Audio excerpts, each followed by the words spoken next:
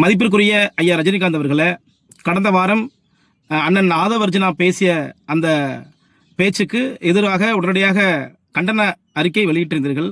அண்ணன் ஆதவர்ஜுனா அண்ணன் பேசிய அந்த வார்த்தை என்ன அப்படிங்கிறத முதல்ல பார்த்துட்டு வந்துடலாம். அதுக்கப்புறம் உங்களுடைய அறிக்கைக்கு நான் பதில் சொல்றேன்.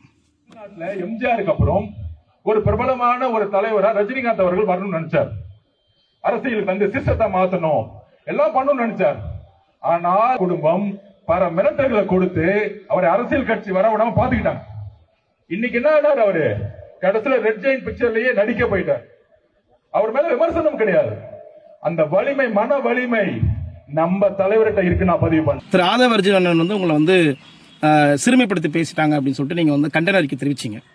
நான் கேட்குறேன், நம்ம சீமான் அண்ணன் உங்களை எவ்வளவு கேவலமா உங்களை திட்டினாரு, அதுக்கு எதிராக ஒரு கண்டன அறிக்கை தெரிவிச்சிங்களா? சொற்ற போட்டு இமயமலைக்கு போறதை விட்டுவிட்டு இந்த வேலை உங்களுக்கு வேண்டாம்னு நம்ம சொன்னா கேட்கறது இல்லை. நான் வருவேன். ஒரு வெற்றிடம் இருக்குது, சுடுகாட்டில் கூட நிறைய வெற்றிடம் இருக்குது.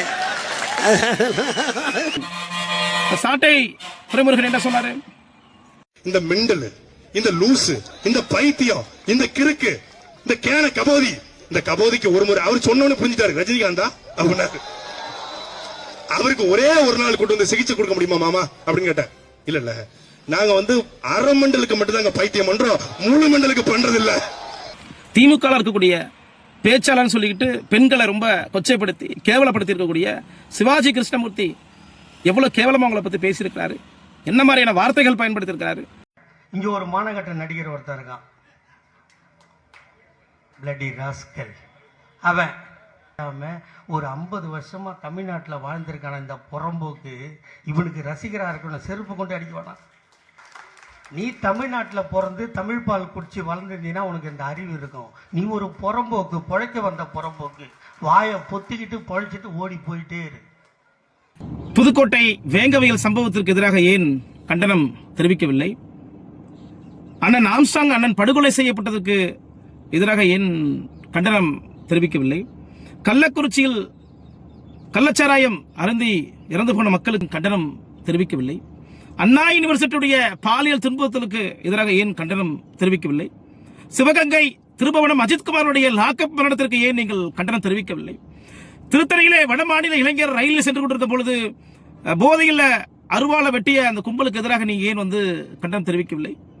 நாங்குநேரியில் பள்ளியில் மாணவன் வெட்டப்பட்ட சம்பவத்துக்கு எதிராக நீங்க ஏன் கண்டன அறிக்கை தெரிவிக்கவில்லை? தமிழ்நாட்டினுடைய தூய்மை பணியாளர் பிரச்சனை, மருத்துவ பிரச்சனை, செவிலியர்கள் போராட்டம், ஆசிரியர்கள் போராட்டம் மற்றும் பரந்தூர் விமான நிலைய போராட்டத்திற்கு எதிராக நீங்கள் கண்டனம் அறிக்கை தெரிவிக்கவில்லை? கோயம்புத்தூர் மாணவி, நாங்குநேரி மாணவி மற்றும் செங்கல்பட்டு மாணவி பாலியல் பலாத்காரம் செய்யப்பட்ட பொழுது கண்டன அறிக்கை தெரிவிக்கவில்லை? தமிழ்நாடு முழுவதும் தட்டுப்பாடு என்று கிடைக்கக்கூடிய போதைப் பொருளுக்கு எதிராக நீங்க ஏன் கண்டன அறிக்கை தெரிவிக்கவில்லை? சிஸ்டம் சரியில்லை என்று சொன்ன திரு ரஜினிகாந்த் அவர்களே, இன்று சிஸ்டம் எப்படி சரியானது என்று நீங்கள் ஏன் அதுக்காக ஒரு அறிக்கை வெளியிடவில்லை? சரியான சிஸ்டம் சரி செய்யப்பட்டு விட்டதா, இல்ல நீங்கள் சரி செய்ய உதவினீர்களா என்றதை நீங்கள் அறிக்கை வெளியிட வேண்டுமே. ஏன் சம்பந்தமாக நீங்கள் அறிக்கை வெளியிடவில்லை?